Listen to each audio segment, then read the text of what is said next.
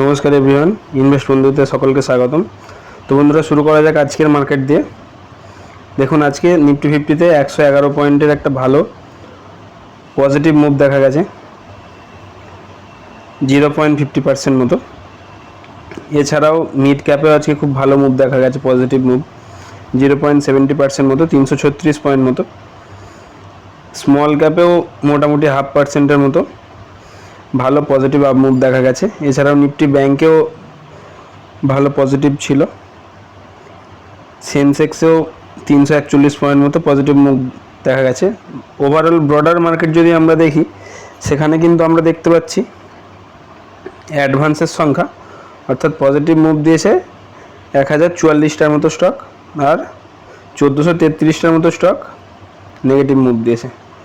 তো এটা আমার খুব একটা ভালো বলে মনে হচ্ছে না, তার কারণ at the end total company wise যদি আমরা দেখি, পজিটিভ মুভ একটু কম কোম্পানি দিয়েছে। তো আজকের মার্কেট সেন্টিমেন্ট একটু স্টক স্পেসিফিক ছিল। এরপর যদি আমরা সেক্টরিয়াল পারফরমেন্সের দিকে নজর দিই, সেখানে আমরা কি দেখছি,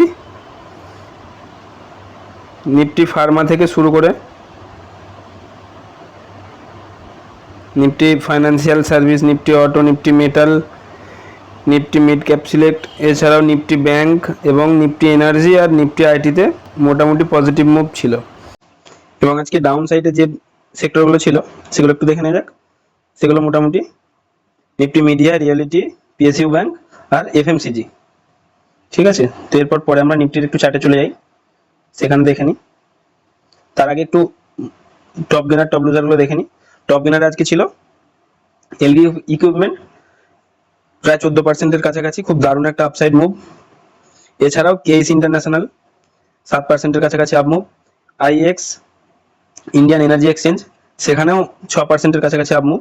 এছাড়াও নিউ হোমা ওয়েলথে 6%-এর কাছাকাছি আপ মুভ। আর অবন্তী ফিডে ছিল 5.83%-এর খুব দারুণ একটা আপ মুভ। আর যদি টপ লুজারগুলো দেখে নিই, আজকের টপ লুজারে আমরা কাকে কাকে দেখতে পাচ্ছি, এফএসএল এ ছিল 8%-এর কাছাকাছি নেগেটিভ ডাউন সাইড মুভ। এছাড়াও মাস্টেকে ছিল 6%-এর মতো ডাউন মুভ। জেএম ফাইন্যান্সিয়ালে ছিল 5.67% মতো ডাউন মুভ। এছাড়াও গ্রিন ফ্লাই এবং সেঞ্চুরি প্লাইউডে 5% এবং যথারীতি 4.59% মতো ডাউন সাইড মুভ ছিল। এরপর যদি আমরা নিফটির চার্টে চলে যাই, সেখানে আমরা কি দেখতে পাচ্ছি, দেখুন নিফটির চার্ট আমি খুলে নিয়েছি আজকের। তো এখানে আমার একটা ট্রেন্ড লাইন কাটা আছে। সেই ট্রেন্ড লাইন অনুযায়ী যদি আমরা দেখি, এখনও নিফটি ডাউন সাইডে যাচ্ছে, এখনও ডাউন প্যাটার্নে নিফটি চলছে ঠিক আগের মতোই। তো এর পরবর্তীতে একটা এটা হতে পারে, বাজার যদি রিভার্সাল করে নেয়, সেই ক্ষেত্রে এখান থেকে একটা খুব ভালো শুট আপ আসবে। এক মিনিট, কালারটা একটু আমি চেঞ্জ করে নিই। খুব ভালো একটা শুট আপ আসবে, ঠিক আছে। আর যদি এখান থেকে এইভাবে শুট আপ না আসে, আর এক হতে পারে এখান থেকে একটা ছোট রিভার্সাল নেবে। ছোট রিভার্সাল নেবার পর, মানে এখান থেকে একটা ছোট রিভার্সাল নেবে।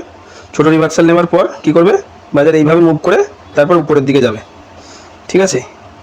অথবা বেশিরভাগ সম্ভাবনা বাজার কি করবে, বাজার এখান থেকে একটা কনসলিডেশন জোনে চলে যাবে, তারপর একটা এখান থেকে একটা দারুণভাবে আপ মুভ বা রিভার্সাল দেখাবে।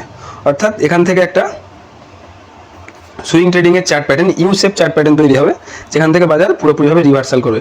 বাজার পুরোপুরিভাবে রিভার্সাল করতে মোটামুটি 24,000 প্লাস, এই যে এখানে যদি আমি একটা ছোট করে ট্রেন্ড লাইনের মতো কাটি, তাহলে এই যে এখানে রেজিস্ট্যান্সটা দেখতে পাচ্ছেন, এখান থেকে বাজারকে ব্রেকআউট দিতে হবে, খুব ভালো একটা ব্রেকআউট দিতে হবে, তবেই বাজার রিভার্স করতে পারবে, অল টাইম হাইকে অ্যাচিভ করে সেখান থেকে আবার উপরের দিকে মুভ করতে পারবে। সেটা সম্ভাবনা এখন একটু কমই দেখা যাচ্ছে। দেখা যাক বাজার আমাদের কনসলিডেশন জোনে চলে যায় কিনা।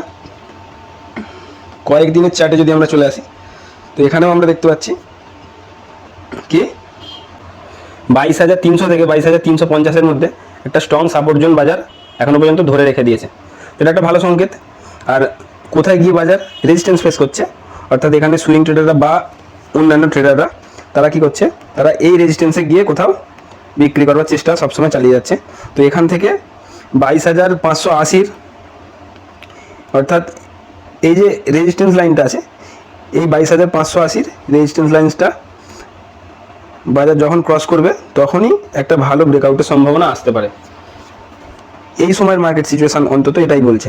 ঠিক আছে, এরপর আমরা দেখে নিই আজকের যে বড় খবরটা, সে খবরটা একটু ক্লিয়ারলি দেখে নিই। দেখুন এখানে কি বলা হচ্ছে, এখানে বলা হচ্ছে যে আমাদের ইন্ডিয়া হোলসেল ইনফ্লেশন অর্থাৎ হোলসেলের মূল্যবৃদ্ধি রাইজ টু 2.38% ইন ফেব্রুয়ারি। বিগত ফেব্রুয়ারি মাসে আমাদের ইন্ডিয়ান হোলসেল ইনফ্লেশন, হোলসেল মার্কেটের মূল্যবৃদ্ধি কোথায় বেড়ে গেছে 2.38% মতো। তো এই খবরটা বাজারে একটু পরেই আসে, মানে বাজার বন্ধের পর, সম্ভবত বিকালের দিকে 4:30-5টা নাগাদ। তো সেখান থেকে বাজারে তো কোনো রিয়াকশান দেখার উপায় ছিল না। এর রিয়াকশান হয়তো কালকে দেখা যেতে পারে। তো দেখা যাক এই খবরে বাজার কোন দিকে যায়। এবার যদি আজকে যে ভালো দুটো কোম্পানি আমি আপনাদের দেখাবো, তার মধ্যে দেখুন প্রথমটা চার্ট আমি খুলে নিয়েছি। প্রথমটার নাম কি টাইটান। তো অনেকেই ছিলেন, খুব পপুলার একটা লার্জ ক্যাপ স্টক। তো টাইটান জুয়েলারি সেগমেন্ট আর ইন্ডিয়ান জুয়েলারি সেগমেন্ট আর প্রিমিয়াম যে ওয়াচেসগুলো আছে, এছাড়াও অন্যান্য বিভিন্ন যে খুব পপুলার ব্র্যান্ডগুলো আছে ঘড়ির, সেখানে এরা খুব দারুণভাবে মার্কেট শেয়ার গেইন করে রেখে দিয়েছে। তার মধ্যে টাইটানের সবথেকে ভালো যে ব্র্যান্ডগুলো, সেগুলো আপনারা অনেকেই জানেন। টাইটানের নিজস্ব নামে নিজস্ব একটা ব্র্যান্ড আছে ঘড়ির, এছাড়াও ফাস্টেক আছে, সোনাটা আছে। তো এইগুলো খুব পপুলার ব্র্যান্ড। এছাড়াও জুয়েলারি সেগমেন্টের তানিস্ক আছে। দেখুন বিখ্যাত ব্র্যান্ডগুলোর মধ্যে skin, ফাস্টট্রেক, Titan I plus, Tanishq, সোনাটা, এই সমস্ত আছে। এছাড়াও ওভারঅল মার্কেট শেয়ার হিসাবে আরও কিছু পপুলার ব্র্যান্ডের মধ্যে যেমন মিয়া, জোয়া, বিভিন্ন রকম পপুলার ব্র্যান্ড এই কোম্পানিটা নিজে ওন করে। ঠিক আছে, তো কোম্পানিটার আই কেয়ার সেগমেন্টেও কোম্পানিটার খুব ভালো পজিশান আছে। আই কেয়ার সেগমেন্টের সব থেকে ভালো ব্র্যান্ড হলো টাইটান আই প্লাস। তো ব্র্যান্ড, প্রোডাক্ট এগুলো সম্পর্কে আপনারা একটু ডিটেলসে দেখে নেবেন। আমি সোজাসুজি কোম্পানিটার ফান্ডামেন্টালে চলে আসি। দেখুন কোম্পানিটার মার্কেট ক্যাপচার কত আছে। কোম্পানিটার large cap stock, large cap কোম্পানিটার মার্কেট ক্যাপচার আছে 2,67,956 কোটি টাকা। কোম্পানিটার কারেন্ট প্রাইস আছে 3,017 টাকা। ঠিক আছে, এছাড়াও কোম্পানিটার স্টকের এখন পি কত আছে 82.8, একটু প্রিমিয়াম পি। তার কারণ এর প্রিমিয়াম পি পাওয়ার একটা সবথেকে বড় কারণ হচ্ছে এই সেক্টরের বাকি যে কোম্পানিগুলো আছে এরকম খারাপ মার্কেট সিচুয়েশানে তাদের প্রফিট মার্জিনে একটু ইম্প্যাক্ট পড়বার জন্য। এর মধ্যে দেখুন এর কম্পিটিটার হিসাবে সবথেকে ভালো যে দুটো কোম্পানি আছে তার মধ্যে একটা হচ্ছে কল্যাণ জুয়েলার্স। ঠিক আছে, আর দ্বিতীয়টা কি, একটা হচ্ছে কল্যাণ জুয়েলার্স আর দ্বিতীয়টা হচ্ছে আমাদের সেনকো গোল্ড। ঠিক আছে, তো এই দুটো কম্পিটিটরের মধ্যে কল্যাণ জুয়েলার্সের রেজাল্ট তো খুব ভালো ছিল। বিগত যে কোয়ার্টার গেছে, বিগত কোয়ার্টারে কল্যাণ জুয়েলার্সের প্রফিট খুব দারুণভাবে ইনক্রিজ করেছিল। তার সত্ত্বেও স্টকটা ওভারস্টেজ হওয়ার জন্য খুব মারাত্মকভাবে ফেলা হয়েছে, খুবই খারাপভাবে, অনেকটা ডিসকাউন্টের সঙ্গে নিচে পড়ে আছে।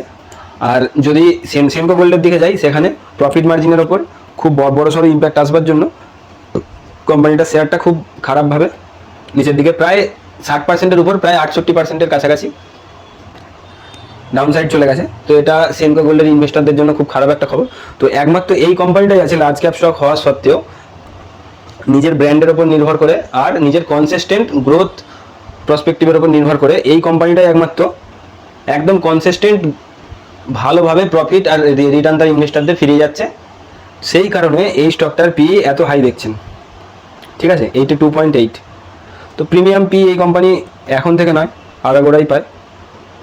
এছাড়া যদি কোম্পানিটার আরওসি আরওই রিটার্নটা একটু দেখে নেন, সেটাও খুব দারুণ আছে। আরওসি 22.7% মতো, আরওই আছে 32.9% মতো। এরপর যদি আমরা কোম্পানিটার আরও একটু ডিটেলসে চলে যাই, সেখানে আমরা কি দেখতে পাবো, এক মিনিট দেখুন। কোম্পানিটার যদি নেট প্রফিটে আমরা চলে যাই, দেখুন কোম্পানিটার নেট প্রফিট, সরি এটা নয়, এটা পরের স্টকটার। কোম্পানিটার নেট প্রফিট দেখুন, এই চারটা দেখুন, দেখলে খুব ভালোভাবে বুঝতে পারবেন। 2,198 কোটি টাকার প্রফিট জাম্প করে 3,274 কোটি টাকায়, সেখান থেকে 3,496 কোটি টাকায়, সেখান থেকে এখন একটু ডিক্লাইনের সঙ্গে, কারণ প্রফিট মার্জিনের উপর একটু ইম্প্যাক্ট পড়েছে, ওভারঅল সেক্টরেরই এই অবস্থা, সেই কারণে একটু ডিক্লাইন সামথিং হয়েছে, 3,237 কোটিতে এসছে। এখান থেকে আবার একটা বড় জাম্পিংয়ের জন্য কোম্পানি তৈরি হচ্ছে। তো আশা করছি কোম্পানি নিজের কনসিস্টেন্ট গ্রোথে আবার পুনরায় ফিরে আসবে। তো কোম্পানিটার দেখুন সিএজিআর রিটার্ন যদি দেখেন এই 1 বছর ছাড়া, কারেন্ট 1 ইয়ার ছাড়া, তার আগে সিএজিআর রিটার্ন এই বিগত 3-4 বছর ধরে মানে একটু কোম্পানিটা ইনভেস্টারদের প্রফিট কমই ফিরে গিয়েছে, কিন্তু সেইভাবে কোনো রকম লসও হতে দেয়নি। তার কারণ এটা একটা খুব দারুণ একটা লার্জ ক্যাপ স্ট্রং স্টক। তো 5 বছরের সিএজিআর রিটার্ন যদি আমরা দেখে নিই, সেখানে আমরা দেখবো খুবই দারুণ 27% মতো।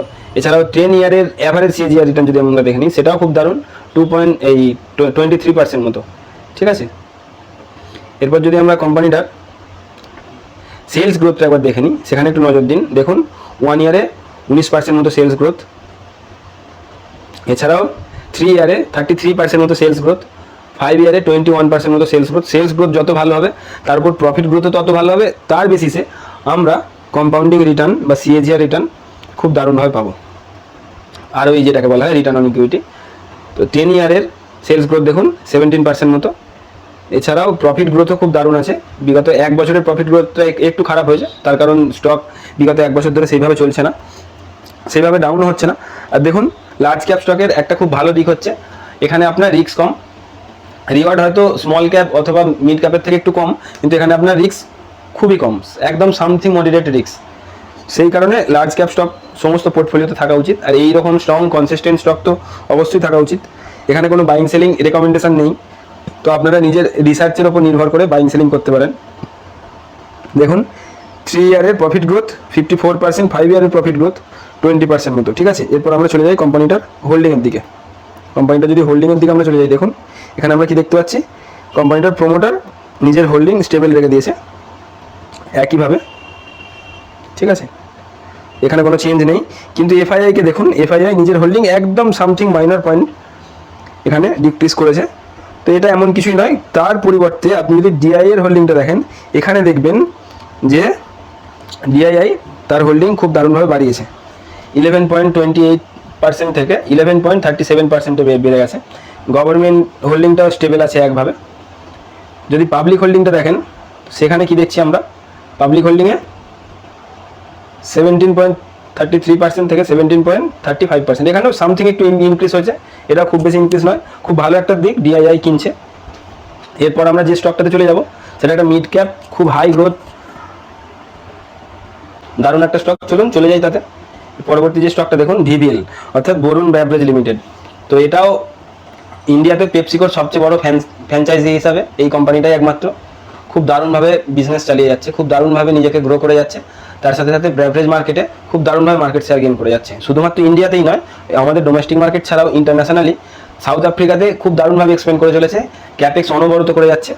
ঠিক আছে, তো ভিবিএল দেখুন, ভিবিএলের আজকের মুভ খুব দারুণ ছিল, আজকে পজিটিভ সাইড, অর্থাৎ 4%-এর একটা সুপার গেন, আজকে খুব দারুণ একটা কেনাকাটা হয়েছে ভিবিএলে। তো ভিবিএলকে একটু দেখে নিই, ভিবিএল একটু ওভার স্টেজ হয়েছিল, তার কারণ একটানা প্রফিট গ্রোথ দেখানোর জন্য এই স্টক খুব একটা পড়েনি। অ্যাভারেজ 15% থেকে 16%-এর নিচে কখনো পড়েনি, কিন্তু এইরকম মার্কেটের প্যানিক সিচুয়েশনের জন্য এখন স্টকটা খুব দারুণ একটা ভ্যালুয়েশানে, অ্যাট্রাকটিভ ভ্যালুয়েশানে আছে। দেখে নিন স্টকটার মার্কেট ক্যাপচার কত আছে, 1 মিনিট, দেখুন 1,71,628 কোটি টাকার মার্কেট ক্যাপিটালাইজেশন আছে। ঠিক আছে, এছাড়াও দেখুন কারেন্ট প্রাইস কত আছে, 507 টাকা। হাই লাগিয়েছিল কত, 683 টাকা, সেখান থেকে 507 টাকা এখন স্টকটা দাঁড়িয়ে আছে। একটা সময় তো স্টকটা 450 নিচে চলে গিয়েছিল। স্টকটার পি দেখুন, বর্তমান পি আছে 64.8%। তো স্টকটার পি যখন একটু পিক লেভেলে ছিল স্টকটা, তখন স্টকটার পি 80 ছাড়িয়ে 90-এর কাছাকাছি চলে গিয়েছিল, সেখান থেকে খুব দারুণ একটা অ্যাট্রাকটিভ ভ্যালুয়েশনে এখন দাঁড়িয়ে আছে। তো এটাও খুব প্রিমিয়াম পি পায় প্রথম থেকেই, তার কারণ পেপসিকোর সবচেয়ে বড় ফ্র্যাঞ্চাইজি এরই আছে। আর এই স্টকটার সবথেকে ভালো ব্র্যান্ডগুলোর মধ্যে বেশিরভাগ ব্র্যান্ডই আমরা নিজেরাও কনজিউম করি। দেখুন তার মধ্যে কী কী, 7 আপ, এছাড়াও ধরুন মিরিন্ডা, স্লাইস। কোম্পানিটার সবচেয়ে দারুণ যে ব্র্যান্ডটা আছে, যেটার জন্য কোম্পানিটার গ্রোথ আর প্রফিট এত দারুণভাবে মুভ করেছে, এত দারুণভাবে জাম্পিং করেছে, সেটা হচ্ছে সেই ব্র্যান্ডটা হচ্ছে স্টিং। তো এনার্জি ড্রিঙ্কের সেগমেন্টে স্টিংই সর্বপ্রথম কম দামে খুব ভালো একটা কনজিউম করার মতো ড্রিঙ্ক আমাদের জন্য নিয়ে এসেছিলো। তো সেখান থেকে কোম্পানিটা সুপার রকেট হয়ে গিয়েছিল। দেখুন ROC return on equity and return on capital এমপ্লয়েডও খুব দারুণ আছে। এখানে যদি আমরা দেখে নিই, দেখুন 24.8% মতো আরওসি আর 22.5% মতো আরওই। ঠিক আছে, ভিডিওটা অনেক বড় বড় হয়ে যাবে, একটু তাড়াতাড়ি আমরা চলে যাই বাকি অংশগুলো। দেখুন কোম্পানিটার প্রফিট গ্রোথ যদি আমরা দেখে নিই, দেখুন এখানে 746 টাকা, এই 746 কোটি টাকার প্রফিট গ্রোথ ডাইরেক্ট জাম্প করে ডবল 1550 কোটি টাকা। এখানেই স্ট্রিং লঞ্চ করা হয়েছিল, ঠিক আছে। সেখান থেকে 2102 কোটি টাকায়, সেখান থেকে 2634 কোটি টাকায়। তো এরও প্রফিট গ্রোথ খুব কনসিস্টেন্ট একইভাবে আপ মুভ করছে। তার সত্ত্বেও এইরকম খারাপ মার্কেট প্যানিক সিচুয়েশনের জন্য স্টকটা এখন নিচে পড়ে আছে। এই প্রথম আপনি যদি এখানে দেখেন ভালো করে বুঝতে পারবেন। দেখুন 1 ইয়ারে CAGR -12%। এই প্রথম কোনো বছর এমন গেল যে বছরে এই কোম্পানিটা তার ইনভেস্টরদের প্রফিট বানিয়ে দেয়নি। এটা খুব কমই হয়, খুব রেয়ার। এর আগে বিগত 4 বছর 5 বছর ধরে স্টকটা খুব দারুণভাবে চলেছে, সেখানে কেনার সুযোগ কেউ পাচ্ছিল না। আশা করছি এখন এই সময় এই স্টকটার দিকে একটু লক্ষ্য দেবেন সবাই। তো 3 ইয়ারের CAGR রিটার্ন দেখুন 59%, ভাবা যায় অতুলনীয় একটা CAGR রিটার্ন। এছাড়াও দেখুন 5 ইয়ারের CAGR রিটার্ন 54%, ঠিক আছে। এছাড়াও যদি আমরা দেখে নিই, দেখুন এর সেলস গ্রোথও খুব দারুণ আছে। সবসময় দেখবেন 25%, 31%, 3 ইয়ারে, 5 ইয়ারে 23%, 10 ইয়ারের অ্যাভারেজ পর্যন্ত 23%। এছাড়াও প্রফিট গ্রোথ দেখুন একবার, 10 ইয়ারের অ্যাভারেজ 63%, 5 ইয়ারের 41%, 3 ইয়ারের 55%, ঠিক আছে, 1 ইয়ারে 25%। এই সময় স্টক না চলার পরেও প্রফিট গ্রোথ কিন্তু কোম্পানির কনসিস্টেন্ট দারুণভাবে রয়েছে। তো ওভারস্টেজ হওয়ার জন্য স্টকটাকে ফেলা হয়েছে। তো এখান থেকে আশা করছি আবার খুব দারুণ একটা রিভার্সাল নেবে। তো এরপর যদি আমরা কোম্পানিটার প্রোমোটারের এটা একটু দেখে নিই, সেখানে আমরা বুঝতে পারবো। দেখুন 1 মিনিট। তো দেখুন ইনভেস্টার সেকশনটা খুলে নিয়েছি। যারা ভিডিওর এই শেষ অবধি এখনও আছেন তাদেরকে অসংখ্য ধন্যবাদ। আশা করছি আপনারা খুব ইম্পর্টেন্ট কিছু ইনফরমেশান পাচ্ছেন। পরবর্তীতেও আমি এইরকমভাবে আরও ইনফরমেশান আপনাদের জন্য নিয়ে আসবো। তো চ্যানেলটাকে যারা ভিডিওটা প্রথমবার দেখছেন অবশ্যই চ্যানেলটাকে সাবস্ক্রাইব করবেন এবং নিজের বন্ধুদের মাঝে ছড়িয়ে দেবেন। তো দেখুন চলে যাই। দেখুন প্রোমোটারের হোল্ডিং দেখুন 62.91% থেকে 62.67, একদম সামথিং একটু ডিক্রিজ হয়েছে, একদম সামথিং নামমাত্র। কিন্তু এখানে দেখুন যদি ভালো করে দেখেন FII-কে দেখুন, FII এই সুযোগটাকে খুব দারুণভাবে কাজে লাগাচ্ছে। FII এর এখান থেকে একটু ডিক্রিজ হয়েছিল, কিন্তু এখান থেকে ডিক্রিজ হওয়ার পর 24.18% থেকে এখন বর্তমানে 25.27%, 1%-এর ওপর ইনক্রিজ করে নিয়েছে। FII এই সুযোগটাকে খুব ভালোভাবে কাজে লাগে। সব থেকে ভালো কাজে লাগেছে DII। দেখুন একভাবে টানা কনসিস্টেন্ট নিজের স্টেক বাড়িয়ে চলেছে। 4.16% থেকে 4.54, সেখান থেকে 4.97, 5%-এর মতো, সেখান থেকে 7%-এর ডাইরেক্ট জাম্প করেছে, ঠিক আছে। তো এটা একটা খুব ভালো দিক। পাবলিকের হোল্ডিং দেখুন অ্যাট দ্য এন্ড ডিক্রিজ হচ্ছে, ঠিক আছে, এটাও খুব ভালো একটা সংকেত। তো আশা করছি এই কোম্পানিটাকেও আপনাদের রাডারে রাখবেন, তো স্টাডি করতে সুবিধা হবে।